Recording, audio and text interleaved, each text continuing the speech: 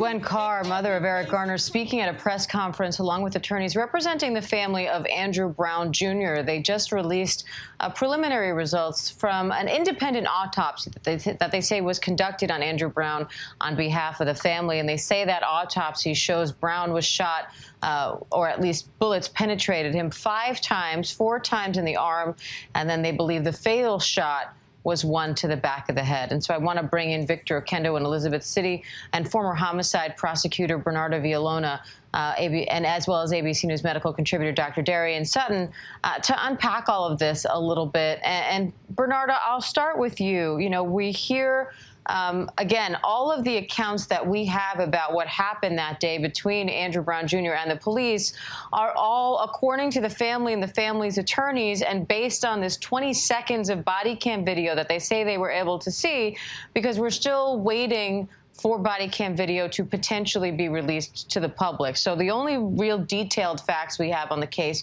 are from them, because the police have provided very limited information so far. So I just want to preface with that. But what we heard today from the family's legal team was, again, that Andrew Brown was shot 5 times.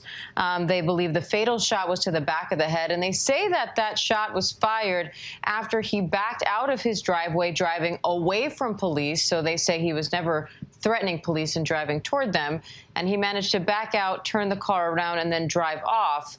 And that's when they believe he was shot fatally in the back of the head. We're going to be awaiting official autopsy results, but from a legal standpoint, what do you make of what you heard today?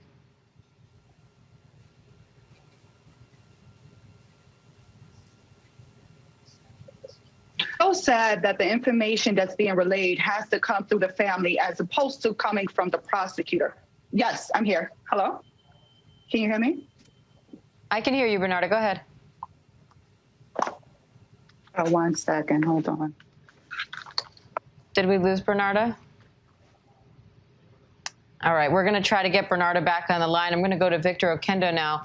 So, Victor, as Bernardo was mentioning and as I was mentioning, you know, all we know from this case primarily is what we're hearing from the family. We haven't heard a ton from the sheriff or from other officials there in Elizabeth City. And, of course, the public hasn't yet seen that body cam footage. So what's the latest on when we might hear more from anyone besides the family and the family's attorneys on this?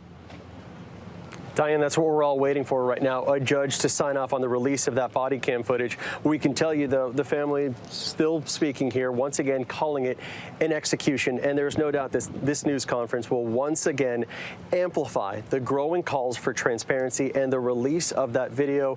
You touched on it and you handled it well, explaining that this was an independent autopsy. This was not one done by the county. This was one done by the legal team and the Brown family. What they explained was that Andrew Brown was shot 5 times, 4 times in the arm while he was inside the car, and at some point he backed away, tried driving away, and was shot. The fatal shot, they explained, right to the back of the head. That's all we know from what this side, Brown's family and his legal team, have told us.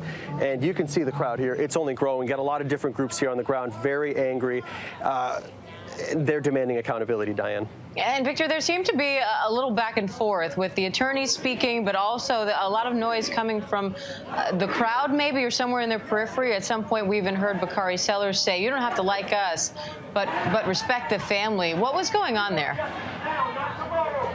Right, so it looks like you've got a few members of the Black Panther Party who've just gotten here to this news conference, and they're the ones with the megaphone right behind me. I'm not sure if you can even see them or hear them right now, but that's what's happening here. So, again, you've got a lot of different groups here on the ground who are very upset with the situation. But we should also mention that over the course of almost a week now, every single protest, and there have been protests every single night, they have been peaceful.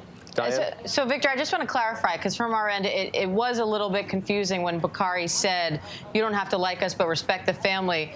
Are there counter-protesters there protesting against the attorneys and the family, or was that a general message that he was issuing, not directed at the people that are actually there today? So I think what you heard there at that point, and I can't say for sure, but I think what you were hearing was one of the members of the Black Panthers actually calling Ben Crump. This is what he said, calling him an ambulance chaser. And that's when it got a little heated, and that's when you heard Bakari Sellers say, you don't have to respect us, but respect the family. I see. I think that's what you may be referring to. Okay. Yeah, it was hard to make out from our end, of course, because there's so much going on in the background, and what we're looking at is the podium with just the attorneys and the family. So, Victor, glad you're there to be able to parse through it all for us. Hi, everyone. George Stephanopoulos here. Thanks for checking out the ABC News YouTube channel. If you'd like to get more videos, show highlights, and watch live event coverage, click on the right over here to subscribe to our channel. And don't forget to download the ABC News app for breaking news alerts. Thanks for watching.